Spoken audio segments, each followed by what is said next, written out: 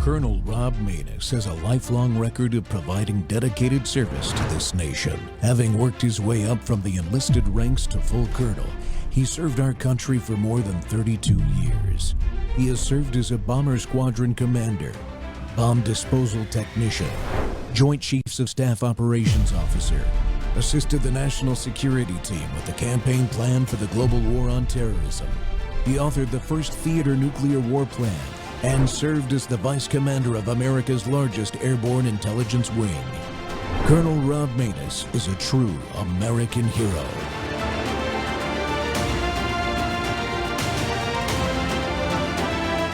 This is Rob Maness Live. They had to report back, these federal air marshals who were surveilling me, about my appearance, about what kind of electronic devices that I had in my possession. Did I have any interactions with unknown individuals while traveling? Did the Biden administration spy on Tulsi Gabbard? Senator Rand Paul says yes. He's accusing the White House of using federal air marshals to secretly track Gabbard. Just last night, I received the first set of records from the department regarding Tulsi Gabbard's placement on the TSA Quiet Skies watch list. These documents confirm our suspicions.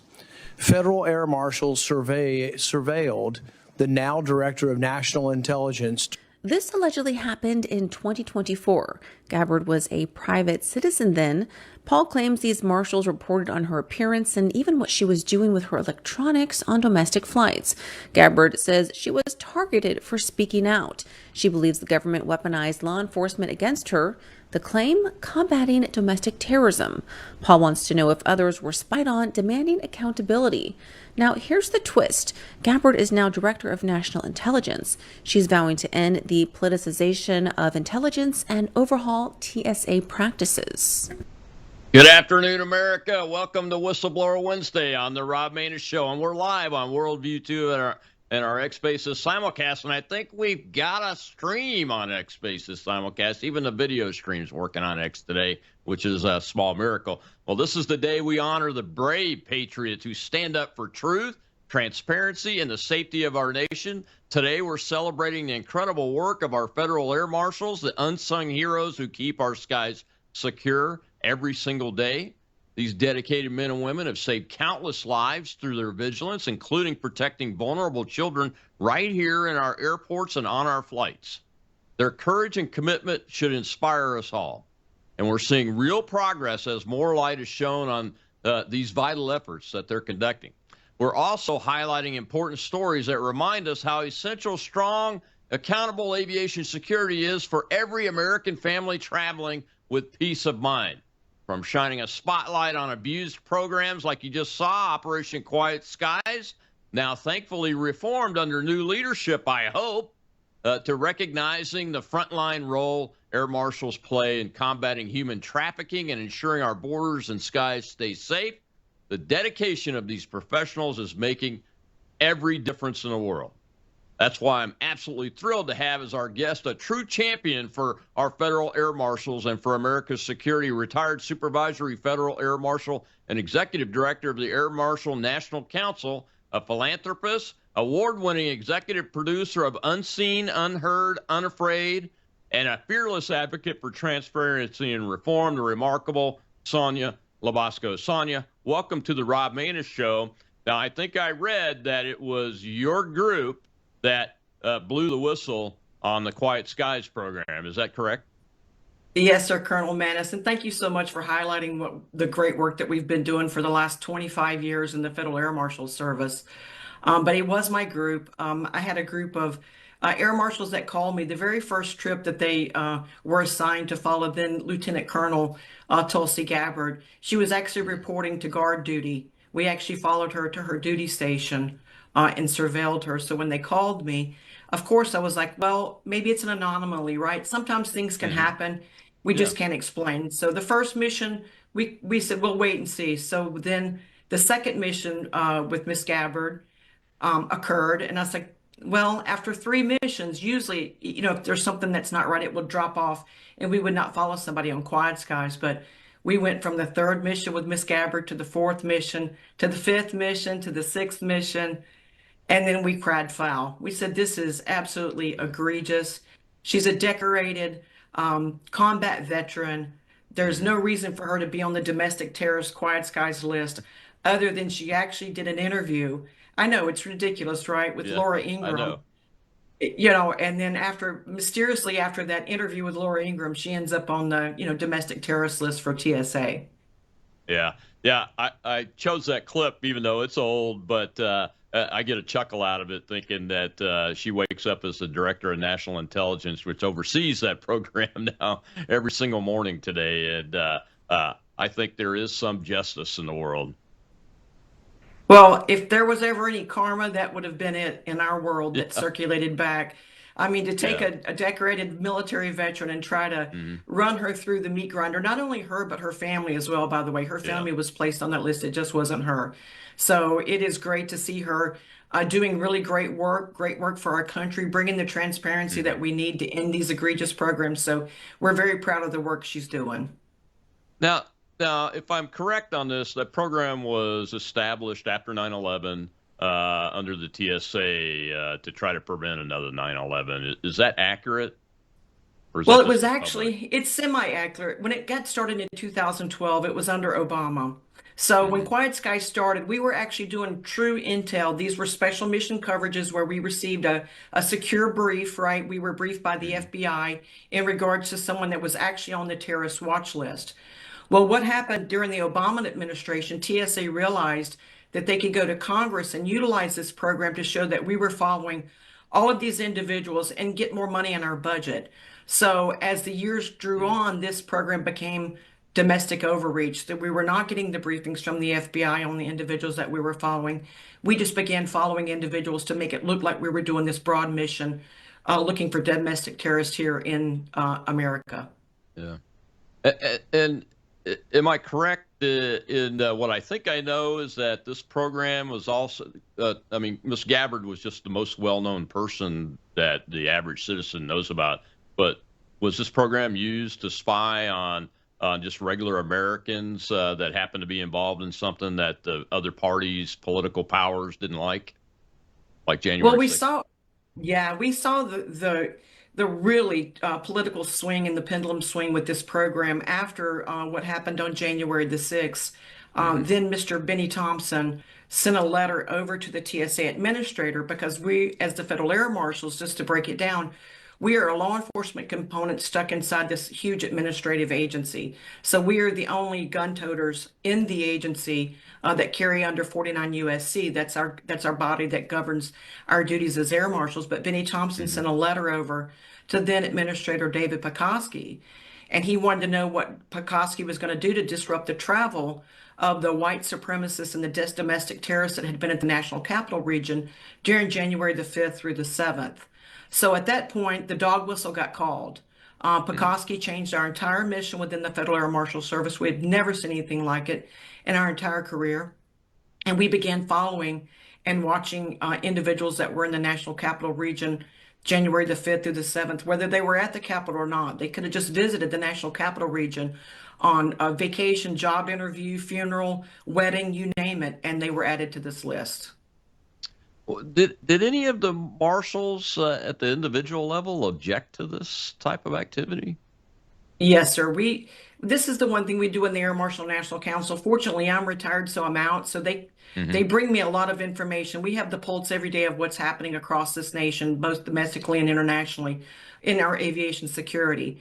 So ground level air marshals, they were very upset about this. They brought this to their upper management, and you can only imagine the moment you put something in writing, the retaliation Hmm. you're going to receive internally. I mean, you were in the Air Force. You understand what I mean when you start documenting things that you think are a violation of the Constitution. You quickly become public enemy number one within Yeah. the rank and file. So we had many that were protesting. They brought a lot of it to me.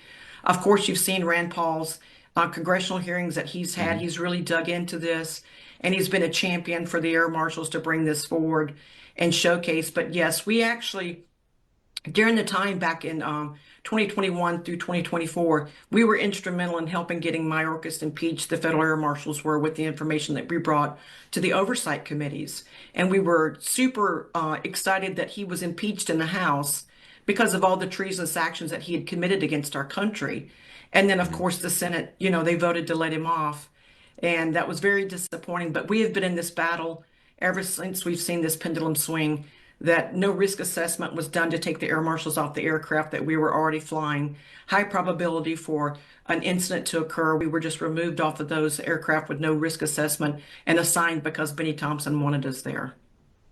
Yeah, because I mean the air marshals aren't just assigned to fly on a flight because there's intel that there's a terrorist on board or somebody on the watch list, right? I mean it's a random selection. There's a randomness to it too, isn't there? In addition to the identified flights, and I'm very comfortable with that. I like knowing that there's possibly 2 air marshals on my plane every time I go fly. Yeah, and then we travel. Yes, sir. That's still very accurate. It's random because it's picked on the size of the plane, East Coast, West Coast. If we look what happened at 9/11, all those flights were large body aircraft. They were going East Coast to West Coast, so they had a large amount of fuel. So the random selection is based on things of that nature, East Coast to West Coast. We know that DC was a target on there as well with the Pentagon. So you got to look at some of the larger areas that we cover more on the eastern ridge. I was based out of Orlando, so the eastern seaboard was, a part of our trips every day from Orlando to DC and back, because that was an area that we had to ensure going into the National Capital Region we had coverage. Mm-hmm. Yeah. So the National Council itself, how long has it been around? And what other functions do you provide besides just the whistleblower function? Well, we're actually a professional association. We're not a union. We're a professional association with retirees and current Federal Air Marshals. We started in 2019. We were getting really concerned because of the Air Marshals. Some of the things that are happening internally is we're not regulated for our flight schedules. So the FAA regulates pilots and flight attendants regarding their rest time, but the Air Marshals have none. The Aviation Transportation Security Act back in 2001, when Bush announced that, gave the TSA administrator near dictatorial powers in regards to our scheduling. So we started that to try to make some of the quality of life changes internally for the air marshals. And we started working on some of those issues as well. But we provide legal services if there's a shooting or any type of critical incident. We have legal coverage for that. We have coverage for workers' compensation if you get injured on the job. Unfortunately, if you're injured severely and you have to retire, we handle that with the Office of Professional Management. So we do a lot of internal things for the workforce itself, on top of now taking on this monster, after January the 6th, and to watch our mission be so just depleted the way that it was for nothing more than political gain. Yeah. I lost my train of thought there. I had a question I wanted to ask you. The air marshals themselves, when we're talking about this organization that you have, it's not a lobbyist organization, right? You're not a bunch of lobbyists getting big bucks. No, right? sir. No, sir. Absolutely not. We were formulated because of what happened at 9/11. The air marshals that I work with today, we all came over right after 9/11 in 2001. And we said never again on our watch. So we band together. We're a group that is concerned about national security. We're concerned about our aviation security. And we're there for America. We're not lobbyists. We're not looking to do anything other than to make aviation the best and the most secure we can for American people. We don't ever want to see 2,977 Americans murdered on American soil ever again after 9/11. So our goal, number one, is for America and the safety of America. Yeah, somebody that was in the Pentagon on 9/11 and whose entire life and family's life had to change because of it, and flew my first flight on September 30th, 2001 afterwards. I definitely appreciate that you all have done this and are taking care of this force, because this force, while it might have existed pre-9/11, it has become really the bulwark of preventing this from ever happening again. And you have lived up to what you swore to do, Sonya. Well, we got to take a commercial break. When we come back, we'll talk about, I don't know. I think we're talking about countering human trafficking amongst the Federal Air Marshals. This is amazing. I wasn't aware of how involved they were, but Ms. LaBosco will tell us about this mission. It's pretty incredible.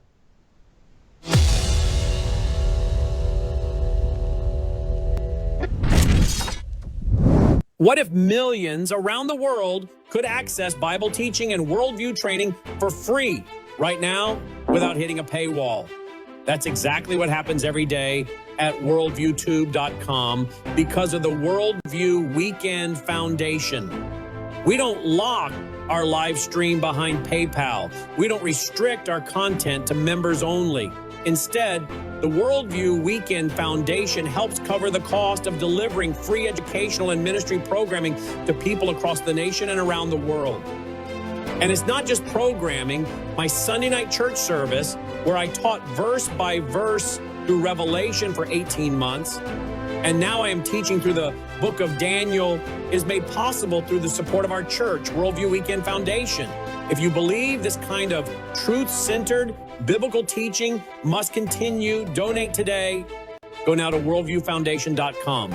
You'll also find our mailing address and phone number there if you'd rather give by phone or mail. That's worldviewfoundation.com. Thank you.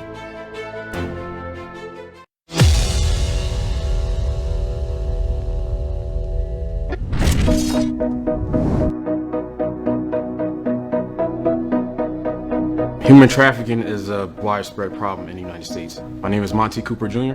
I am a Federal Air Marshal assigned to the Center for Countering Human Trafficking.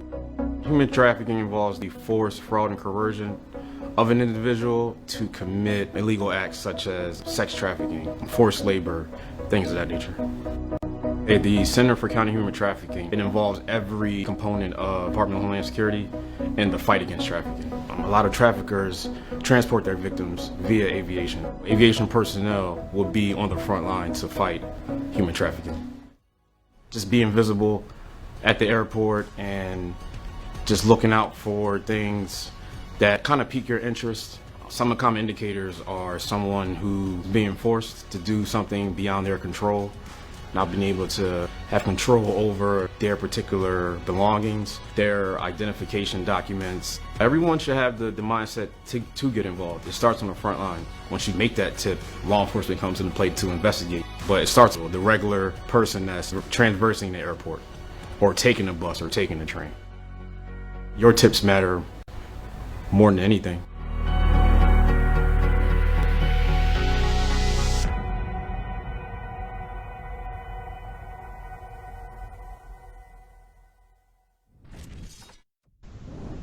Welcome back to the Rob Maness Show. It's Whistleblower Wednesday again, and my guest today is Executive Director of the Air Marshal National Council and former Supervisory Federal Air Marshal agent, Sonya LaBosco. And Sonya, the aircraft space and airports are unique environments. I would imagine that the training that's given to our federal air marshals to counter human trafficking, especially child sex trafficking, have to be really, really good because you're in especially on the aircraft, you're in a very confined space, and those normal markers that you might have heard some of that in the video there may or may not exist. What can citizens that are travelers do to spot this potential stuff like the air marshals are looking for? Well, Colonel, one thing they can do, when you're traveling, you're in an unusual place and you're not aware of your surroundings, especially moving through the airport. But you can look at people's behaviors. If you look at, let's say, for example, you have a small child, and that child, let's say 6 or 7 years old, they're not looking at the adult they're traveling with. There's no interaction that would be of a normal family type situation. Pay attention to what's going on there. A lot of the time, the victims of human trafficking, and I work very well with many. I'm a mentor for human trafficking in Central Florida, so I do a lot of work. I've done that for 6 years in this arena. Is to pay attention to the surroundings, and if something doesn't feel right, go to the ticket counter, go to the gate agent, have them make a phone call to every airport has a police department. Have them make a phone call for the police department to come over and check it out. I had rather be wrong and say something than not say something and realize later on there's a news article to where this child was trafficked. So you can just pay attention to your surroundings and take some action. I'm not telling you to get involved, but please be aware. This can happen when you're at the rental cars, anywhere that you're at and traveling. Just be aware when you're in the airport, especially was based out of Orlando, 60 million passengers. If you can only imagine, how many individuals are moving throughout that airport every day, and they're never paying attention that that could be an illicit, movement through the airport of someone trafficking women, children, and men as well. Yeah, I live in Gulfport, Mississippi, and our airport is just a couple of miles off of the I-10, east-west I-10. In New Orleans, it's just an hour to the west. In Florida, an hour to the east. So we're a major pathway for human trafficking between these types of locations on the ground. And I can see people. I can see that in my mind's eye that'd be dumping into the Gulfport International Airport very easily, or out of there by bringing kids in and young women in. The Air Marshal Service themselves, how much of the force is dedicated to that, or is this a broad mission for every Air Marshal, or are there specialists in this area? Well, we get regular training. We're part of the DHS Blue campaign as well. You'll see a lot of DHS Blue campaigns at most of the airports across the nation. So we do receive some specific training regarding working with the flight crews, and the flight crews are also, trained on human trafficking as well. They've done a very good job to get their personnel, what we call the stakeholders, trained in this as well, because at the end of the day, we have 40 million people that are trafficked. It's a $236 billion business. And the commodity is a human being. So it's going to take everyone paying attention to try to help combat human trafficking.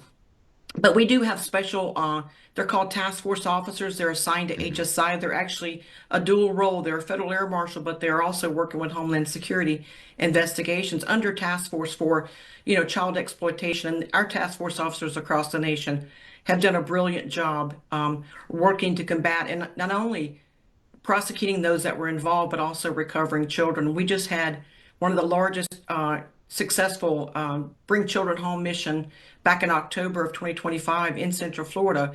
We were able to work with the U.S. Marshal Service and bring 122 missing children back to a safe location. So we're very proud of the work that we're doing in regards to human trafficking. I'm glad you brought up the U.S. Marshals, because I'm more familiar with their task force that they use to combat child trafficking and human trafficking. What is the linkage between the Federal Air Marshal Service and the U.S. Marshal Service? Is there anything formal, or is it more a informal coordination? It's more of an informal. We would like to make it more formal. We would love to see a memorandum of understanding with all the Federal Air Marshal's offices. So we have 20 offices nationwide at major airports, and it depends on the special agent in charge of that field office, whether they want to cooperate or work with the U.S. Marshal Service. So I think there's a greater partnership that we could receive there between both agencies, DOJ and DHS, because at the end of the day, it's about providing the resources to recover these children. We know there were over 1 million children brought in the last 4 years under the Biden administration for the unaccompanied children's program. So we know those kids are out there, and they're just waiting on somebody to come and find them. So let's keep the temperature up to try to make sure these partnerships are happening at the federal law enforcement level, and every available resource is given to this, egregious crime. Yeah. I mean, I think there's still over 300,000 that are unlocated. Of the, I think there were about 760-ish thousand kids that were designated as neither not located or missing of that million or so. And you guys and the U.S. Marshals and ICE and the Border Patrol and all law enforcement really have done a fabulous job once it got focused on tracking these kids down and figuring out where they're at and recovering them. I think it's phenomenal. It's just scary being a dad and a granddad. I'm sure you feel the same way. You're thinking about your kids and grandkids, and all these children are missing, and most of them are being exploited in one way or another. And it is really sad, Colonel, because a lot of them don't speak English. They're from other countries. They're from Ecuador, they're different, Venezuela, different countries. They're here, and their parents sent them here, maybe not knowing what was going to happen, but they're here now, and we have to do the best. Children, no matter where they're from, they're our children, okay? Children are innocent, and they have nothing to do with any political pendulum that's swinging in our country right now over deportations or things that are happening. We should never allow our children to go in a situation when they're being trafficked in the way that they are now. So We keep praying every day that we're going to bring all those kids into a safe location and help them get out of the destitute and the situations they're in, because working with survivors, I have to tell you, the stories are pretty mortifying. Yeah, and I imagine the agents themselves are traumatized sometimes. Is there a program to help them deal with what they have to see and interact with in this particular program? Yes, sir. Colonel Maness, we contract with Under the Shield based out of Arizona. Under the Shield is for military, first responders, firefighters, law enforcement, and they provide counseling service or coaching sessions. It's long term. You know, usually in the government, you'll get 3 sessions that are provided by the EAP. It's a contract service. So the Air Marshal National Council has contracted internally. So any federal law enforcement officer, you don't have to be a member of our association. We will provide those resources for you to reach out to Under the Shield so you can talk about the things that you've witnessed. You know, when you're going into some of these locations and you're finding children in cages that are tied up and the things that have happened to them, of course, you know, any human being that's functioning is not going to be able to just go on with life after you see these things that have happened like that. So yes, we provide that resource as well. Yeah, and do the air marshals as a group have challenges like veterans do with suicide and post-traumatic stress, those kinds of issues? Yes, sir. Unfortunately, with the air marshals, we've buried 24 to suicide. We've been around for 25 years, and about 1 a year we're losing, and we're doing the best that we can to try to provide those resources. But it is a struggle. A lot of the veterans that do come back and they go to work with the Federal Air Marshal Service, some of them, you know, they've deployed in combat regions, Afghanistan and Iraq, and they've just seen the most horrendous things. So we're glad to be that bridge for individuals when they need it, and we stay long term. A lot of our air marshals, we've been with Under the Shield since 2019, and this is what I love about this organization is they can stay with them. They have a stress coach. We also have professional doctors if needed on staff, and they can stay with them from the day that they call all the way through their career. So there's no ending time for you to receive counseling, and also for not only the officer but for their family as well. You know, anything that impacts you on the job, when you walk through the door at night, it's going to impact your family. So we counsel the entire family unit because we believe in keeping the family unit together. Oh, absolutely. Well, it's a family affair. I mean, it's, you know, when I first went through my treatment, my wife was invited to come with me, the very first doctor that we ever saw, because it's important for the veteran, the individual, to hear from their loved one, especially their wife, who's, in my case, my wife, or your spouse, because they're the closest person to you. And they see things that you can no longer see. They hear things that you can no longer hear, that you're probably missing, at least at the beginning of the treatment. So that's fantastic. Well, this is a pretty scarce resource, right? How large is the Federal Air Marshal Service?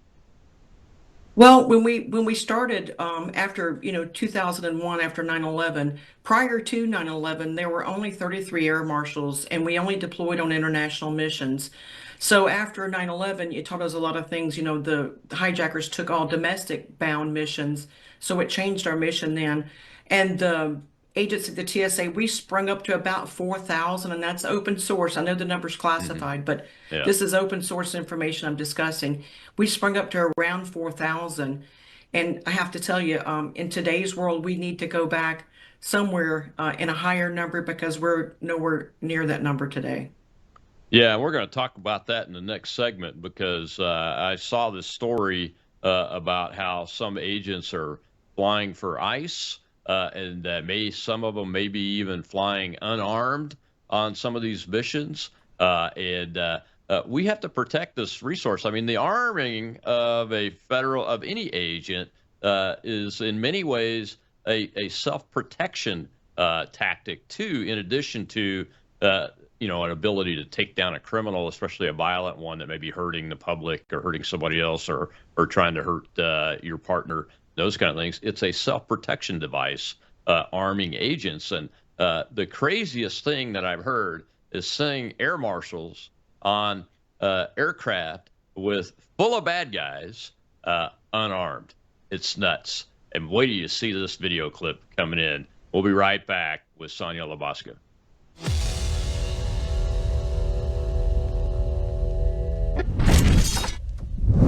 You woke up with a sore throat and a low-grade fever. You know you are getting sick, so here's your choices. You can get sicker and miss work, try to see a doctor this week, or sit hours in a crowded waiting room at urgent care. I have a smarter option for you. Open your medical emergency kit. Match your symptoms to doctor-recommended prescription in your booklet and take the right meds now and get well faster. This is not a first aid kit. It's like having an urgent care in your home. It includes doctor-prescribed medications to treat over 39 medical issues like respiratory infections, strep throat, pneumonia, UTIs, and more. No waiting to see the doctor and no standing in line at the pharmacy. It's right here.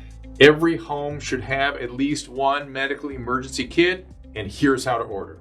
Go to worldviewhealthcare.com. Your kit to treat dozens of common and serious illnesses is rushed to your door. worldviewhealthcare.com. That's worldviewhealthcare.com. The emergency kit available at worldviewhealthcare.com. Make sure you don't have to go to urgent care. I got pneumonia. I didn't have to go. I took this last year. Stayed at home, went to bed.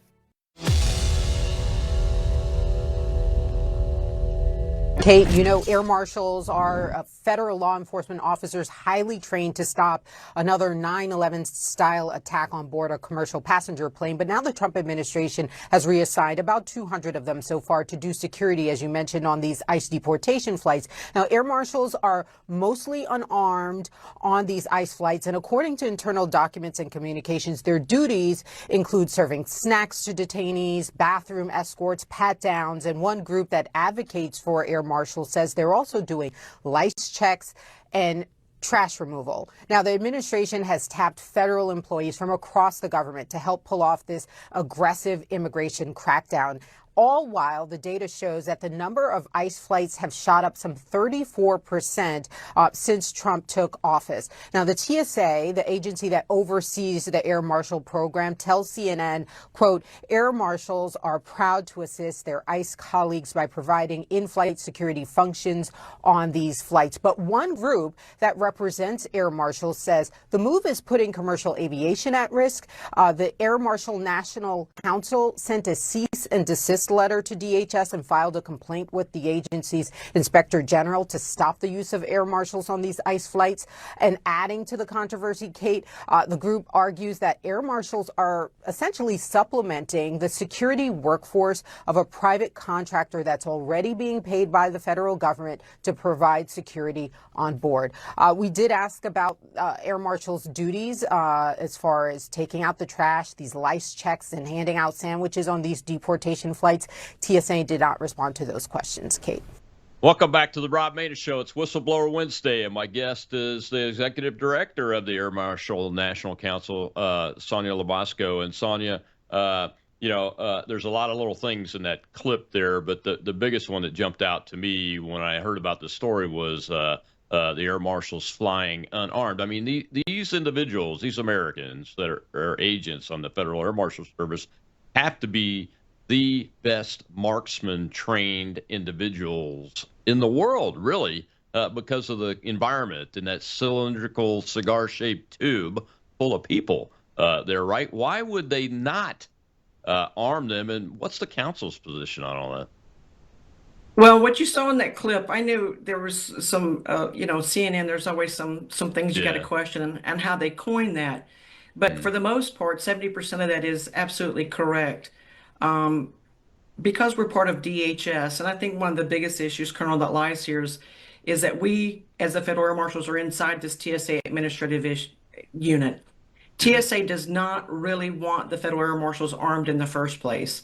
They tried to take our weapons when we were deployed under Biden down at the southern border. So we fought this battle with TSA more than once. They tried to take our weapons when they deployed us to the southern border, wanted the Border Patrol to say we could not have weapons on any of the compounds we were working. And we beat that issue. But here we are. Let's fast forward now. TSA is doing the same thing. I do not believe that President Trump knows that the Federal Air Marshals have been disarmed. I do not believe that he knows that. But what TSA has done, they've nestled us in because we're part of DHS. And they said we're doing dual roles. We're going to be EROs, that's enforcement and removal officers under the ICE statute. Now, ICE cannot carry firearms on on an airplane because they're not authorized to do that. But you're using federal air marshals in that same vein. And the problem that the air marshals have, it's not that we don't want to help with deportations or help, make sure our aviation is safe, but you're taking a resource that's already depleted. Our resources have not been built up in the last 5 years. We need to start building those resources. So when you're taking 200 air marshals and you're taking their weapons away from them and you're putting them on these aircraft where, as you said, these are some of the worst of the worst, you're not really doing the right thing by, number one, our aviation security. We can't destabilize our aviation security for deportations when you're paying a contract company to do these duties. And everything that was said in that report is true. The air marshals were doing lice checks on the tarmac. They're handing out sandwiches and cookies. They have leg shackles when they go on the aircraft. They're taking those leg shackles off. These individuals are unrestrained during some of these long flights, and it's quite a dangerous situation. And we really should not be put in the position that we have to come out and make this known on a national scale. But the only way to change it is for someone to recognize this is wrong and it should be stopped. Yeah, who's the operational control over TSA and the air marshals through the TSA? Who are the individuals that have that right now? Do you know who they are? Well, yeah. Ty McNeil, she's a female. She is an acting administrator. David Pekoski was removed on the day of President Trump's inauguration. He was removed from the TSA administrator. We have not had an administrator since President Trump's inauguration. They've had an acting in, and she is definitely a Biden resistor. I have to tell you, TSA has got a lot of those that are ingrained within resisting the administration as we speak today. There's about 5 layers within this agency that needs to be removed under the fact of what they did just during the Biden administration and allowing our borders to be open, but also putting convicted sex assault and murderers on flights and flying them anywhere across the United States to drop them off in other local communities. We've seen the devastation from illegals murdering women and children and the things that happened during that time. But these individuals are still in charge at TSA. Yeah. Some of this duty description sounds a little bit like Bureau of Prisons officers handling prisoners that have been convicted and those kind of things. Is that the approach with this? Is they treat it like a flying prison? Yes, sir. That's exactly this. That's the approach that is being used.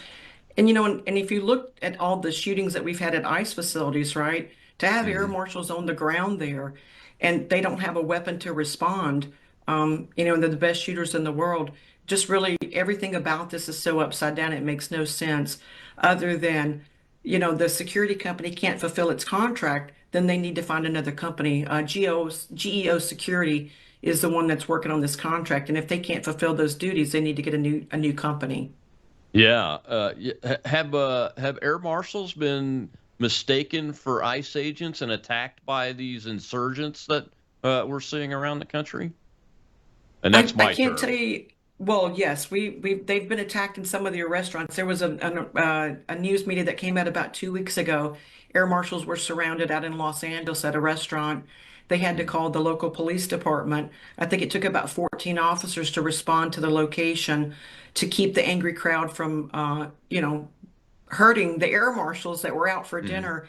And they had to swoop them away in a van to get them out of the area because the crowd thought that they were ICE officers, the way that they had looked, the way that they were dressing. They were in plain clothes. But someone said they're ICE officers in the restaurant, and then the whole restaurant tried to put, some physical and egregious actions against the air marshals, and they called 911 to get them out of there. It's crazy. Luckily, they weren't hurt. I remember seeing the reporting on that. Do the air marshals, if they come across an illegal alien with a violent criminal record, say on an aircraft, and they happen to figure out that that's that person, are they authorized to arrest them, or do they have to just detain them and hold them for ICE? Well, Colonel, this is the challenges we have in the Transportation Security Administration, being the only law enforcement component. Federal Air Marshals they don't have access to check someone's name like that. They don't have access to NCIC, FCIC. They would have to get permission to call our Mission Operations Center to be able to run that person's name through a computer database system. So we're kind of flying blind when it comes to that. We do not have the resources we need to be able to tell you if that's illegal or not. If you had complete authority for a day, how would you reorganize the Federal Air Marshals to correct some of these situations? Well, the first thing I would do, I would look at why it's not working in this administrative component, and I would move the Federal Air Marshals over to Homeland Security investigations. We don't need an entire agency. We need a component inside a law enforcement unit, like a specialty unit, like a special forces. We've done the background work on all of this. If they were to transfer the Air Marshals over to Homeland Security investigations, we would save $500 million a year. So the Air Marshal budget would be cut because we're wasting so much money on large offices in these large cities that are not really, the Air Marshals are a mobile workforce. They don't need a field office, but in every office where the 20 offices are currently located, we have a Homeland Security office there as well. So we could be using a dual space. We don't need to use and waste hundreds of $millions on contracts and real estate. That would be the first thing that I would do is we've been trying to work this through Congress as well, is to get this transfer to happen, because it only makes sense that you put a federal law enforcement entity to operate with another federal law enforcement entity that really understands 49 USC and how to utilize us, and TSA does not. Yeah, unfortunate. That's very unfortunate. We've got a question in the live audience. We'll go ahead and take that before this last break. And I think we have one more after that. We'll get there in the last break. Go ahead, Shell. We have Cookie, sir. Good afternoon. Thank you both for what you do. Just a couple questions. You were talking about the child trafficking and whatnot. How far so if the agents find somebody or suspect, how far do they investigate in, or is it turned over to the FBI to follow up with? And and if since Trump has taken over, have there been some major policy swings, changes, or people removed that were doing some of these things like spying on Tulsi Gabbard? Well, the first question, it depends on the geographic location. If the Air Marshals are on the airplane and something happens in the airport, it's going to be the FBI. If they're off at a location, at a hotel or some other location, it's going to be the Homeland Security investigations. So that phone call is going to be made. And yes, those cases are going to be handed over to the authority of the geographic location whose responsibility that is in their area of responsibility. On the second question, in regards to the Trump administration, David Pekoske was not welcome to come back to the TSA, which was a great day for us because we knew that he was not the proper person, to do this job. But other than that, we have not seen a lot within the Federal Air Marshal Service. But as I said, what I wanted to say earlier, I'm not knocking the administration. What I'm saying is they may not be aware that these individuals are dug in 5 layers of rot within the TSA. This place has been growing for many, many years, and they want to resist the policies in a bipartisan manner. TSA should not be swinging left or right. They should be right down the middle because it's national security. And we're not seeing the change that we know that we hope is coming soon within TSA. Yeah, I wanted to ask you, because I go through airports a lot, and I see some inconsistencies sometimes. One is I think the liquids thing, which I think Secretary Noem eliminated the liquids issue. I believe she did anyway, and having to take your shoes off. But I still see PSA people at the security areas doing the same kind of checks, enforcing that issue, even though the policy has been changed. Do the agents get in touch with you guys to just to keep track of these kind of things, so it's documented, and then when you're able to advocate in front of Congress and those kind of places, you can bring it up on behalf of the American people? We do, and it varies, right? You're going, as I said, you're going to have resistors. I mean, Secretary Noem can put out the best policies, that we can have across the United States. But if there's resistance to the administration internally, those policies won't matter, because they're going to do what they want to do to try to be a disruptor any way that they can. And we're seeing a lot of that, Colonel, within the TSA. There's a lot of disruption going on, and there's a lot of individuals that are, that are just trying to resist the administration and our new goals that we need to be carrying out for aviation security. There's one way to fix that. Make them not government employees and go back to contract employees, and then hold them accountable to the contract, write it in the contract. That's the best way to fix it, in my opinion. But we got to take our last break, Sonya. When we come back, we'll see a little video talking about the training that the Federal Air Marshals get. And I want to talk about why young people should actually look at this as a place to do your public service or to serve your country, if that's what you want to do for a few years. I'll be right back with Sonya LaBosco.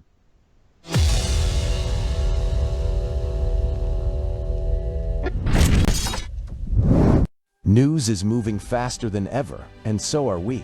Worldview Tube brings you 24/7 live stream coverage, and now, real-time alerts when it matters most. Once you have the Worldview Tube app installed, exit the app and navigate your way to Settings. In Settings, locate the tab labeled Notifications. Select the Notifications tab. Scroll down until you locate the Worldview Tube app icon. Select the tab, and here you can turn on and customize your notification experience for the Worldview Tube app. News doesn't wait, and neither should you. Turn on push notifications to stay informed. Every headline as it happens.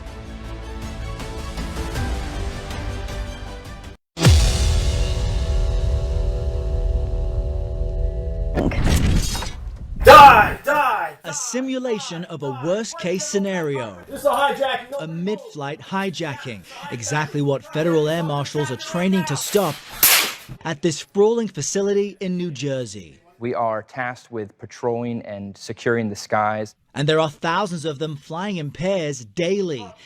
As they're always undercover, we cannot show you their faces, but chances are they've likely sat next to you on a flight, laying low. We are ready for anything. We're 100% trained and know exactly how to deal with certain situations. It's another drink for me. These days, that means unruly passengers. In December, 2 air marshals broke their cover on this flight from D.C. to Los Angeles. You don't got it! When a passenger became combative. What circumstances will an agent intervene, and what things will they allow the flight crew to handle? If a situation gets to a point where it's an arrestable offense, an assault, or something to a much higher gravity, then we'll absolutely intervene. Future air marshals have to be precise in changing conditions. 2 rounds, 2 seconds. Training here in low-light scenarios with moving targets and even a replica of a first-class cabin layout. You may have upwards of 300 passengers on some of these aircraft. So the last thing that we want to have happen is one of our air marshals accidentally shoot innocent persons. We have some of the highest marksmanship standards out of any federal agency out there. Federal Air Marshals, would you say they're the best shot in the biz? Yes. Their proof?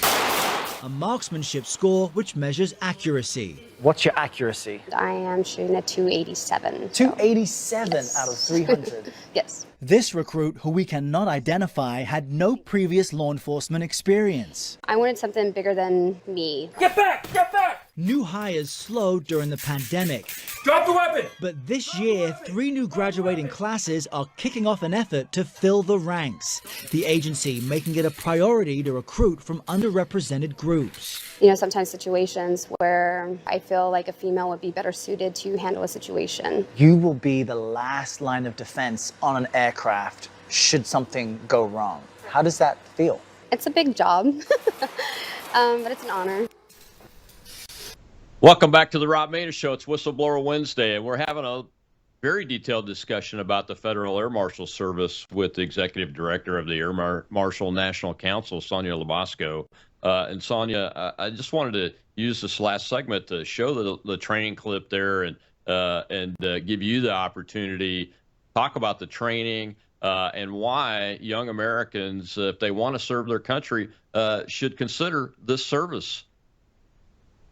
Well, I have to tell you, the training course, we have courses in Artesia, New Mexico, or Glencoe at our Federal Law Enforcement Training Center. It's a 12-week Part 1 course, and it's absolutely some of the best training in the world. I was a law enforcement officer in Daytona Beach 12 years prior to coming over to the Air Marshals, and I always thought I was a sharpshooter. at the police department. But when I came over to the Air Marshals, they really made me a tactical shooter. There's a big difference, as you said earlier, working in a cylinder and ensuring that your shot placement is perfect. And there's a lot of benefits to working with the Federal Air Marshal Service as well. We have college reimbursement up to $60,000 with a commitment. I think for three years you can receive a college reimbursement, which is very, in today's world, when you hear the college kids are coming out today and they can't get a job and pay for their college, it's a great part of a package. But you get some of the best training in the world. You get to build camaraderie. You're doing a great service to our country. You're preventing another 9/11. You get to travel and see the world, but also building relationships like I have with the Air Marshals. What we're doing now with the Air Marshal National Council, we have a lot of esprit de corps, and it's just a wonderful thing for a young person to experience. And we'd love to bring them on as a member. If they want to get hired and come on, we'll welcome them into the Air Marshal National Council with wide open arms. So where does a young person go to start the process of applying? Well, usajobs.gov, that's the only place that it's posted. You'll also see it, follow them on Facebook and Twitter, the Federal Air Marshal Service, TSA. They host a lot of recruitment engagement at local, like in Philadelphia, they had one last year. I do think they had another one over in Orlando. So you'll see these recruitment and engagement events. That's a great place for a young person to come and just speak to someone that's on the ground level there that's recruiting for the agency. But usajobs.gov or TSA.gov is a good place to start. Are there any special like education level requirements beyond the high school graduate, or can you just apply if you're in good health and? Well, after 9/11, they didn't have the ability to do that, right? Because we had to stand up a workforce really quick, in order to bring some calm in our community, in the aviation community. But now they prefer a 4-year degree. It's not required, but there's some things that they do prefer in a 4-year degree. They really like previous service in the military or law enforcement, firefighter, someone that's had a Rolodex for working through critical incidents and has that critical incident Rolodex. Firearms is great if you've got some of those skills because you'll need them. I have to tell you, the firearms course, we did about 10,000 rounds downrange. It was really great training. But it's a wonderful career, and it's a good place for a young person to get started, and also to have, just a tempo of the mission of the nation that we need to carry on. Our Air Marshals are getting older, as you can tell, Colonel. As you go through decades of your career, you age out, and that's what's happening. You have to be 37 to join. You have to be prior to 37 to join for the Federal Air Marshals, because 20 years and 57, you're out. So a lot of our guys have approached that age gap, and they've retired or they're retiring very soon. Yeah, you reminded me of the question I lost my train of thought on earlier, and that was you mentioned that the FAA and the military, for our aviators too, we have crew rest requirements where it's very carefully monitored. We have a strict scheduling process and a very strict qualification process every month. Because the flight environment is so unique and dangerous. It's inherently dangerous. It's not like you're getting in a cruiser and driving on a piece of pavement in a two-dimensional world. You're getting on an aircraft. You've got to be the best of the best at marksmanship. You got to be, I'm sure, pretty good at hand-to-hand combat, no matter what your size is, and how to restrain people without breaking the place up too much because you're inside such a small space. Has there been any adequate personnel policies for enforcing a crew rest type regimen for the Federal Air Marshals? Because the environment itself is physically and mentally taxing just riding it. Colonel, there has not. We're still fighting that to this day. As I said, the Aviation Transportation Security Act gives TSA near dictatorial powers regarding our schedule. That needs to be evaluated. We're 25 years into this, right? That needs to go back, and we should fall under some aviation requirements for FAA, but we do not. So our men and women can fly up to 24 hours in a day. They can go to a different country, maybe go from one country to another country with no rest. We've been at the airport. I've been at the airport on internationals. We're required to come hours early to the airport. We'll be at the airport early, and then our flight's canceled because the crew didn't get their proper rest. So we'll be sitting waiting another 3 hours for another crew to come in. So we may be 6 to 9 hours into our day before we ever start our mission because the crew had to rest. Yeah, we need to fix that, folks. If you're listening to this and you're an advocate with Congress and the TSA or any of the administration folks, and you have contacts, you need to bring that up. We got one more question in the live audience. We'll take that before we get to the end of the show. Go ahead, Shell. Yes, Ms. LaBosco, I was just wondering, you mentioned Orlando. I'm very close to there. What are some of the signs that we should be looking for as citizens going through these terminals for human trafficking or a child in distress? Well, I can tell you that Orlando Airport has been an amazing partner. The Greater Orlando Aviation Authority, if you go through the Orlando Airport, you're going to see mostly in the restroom areas, there's going to be signage. There's phones placed throughout the airport that you as a passenger can walk over and report something if you need to. But the signs they're pretty, if you think about every day, what does an interaction look like between two people that are traveling? Are they talking? Are they sharing ticket information? Are they getting something to eat together? Does one person look very well established, like they're clean? Does the other person look they're maybe, got some issues, they're not dressed as well? Do they look confused? Is that individual allowing the other person to speak to the ticket counter, or do they have to stand over to the side? Watch the body language. The body language tells you anything. Most everything we do is 90%. It's through our communications with our eyes, our looks, our expressions. If there's someone that you see that's not communicating at all, verbally or non-verbally, there's a problem. Yeah, especially in a small child, right? I mean, most children are not self-absorbed, I guess. Well, you're gonna see them throwing a fit in the airport, right? They're upset. Yeah. They wanted to drink. They wanted a stuffed animal. There's going to be some type of normal behavior there. But when you see the abnormal, that's when you really need to pay attention. It's not the normal you're looking for. It's who does not fit in the crowd, and what's the difference in their mannerisms based on everybody else that's in the crowd. Yeah. Before we get to the end here, what are you guys' top 3 priorities in the council looking out to the future as you're working to help the administration resolve some of these issues? Well, we need to leave TSA. We have got to get transferred out of the Transportation Security Administration. That is our number one goal.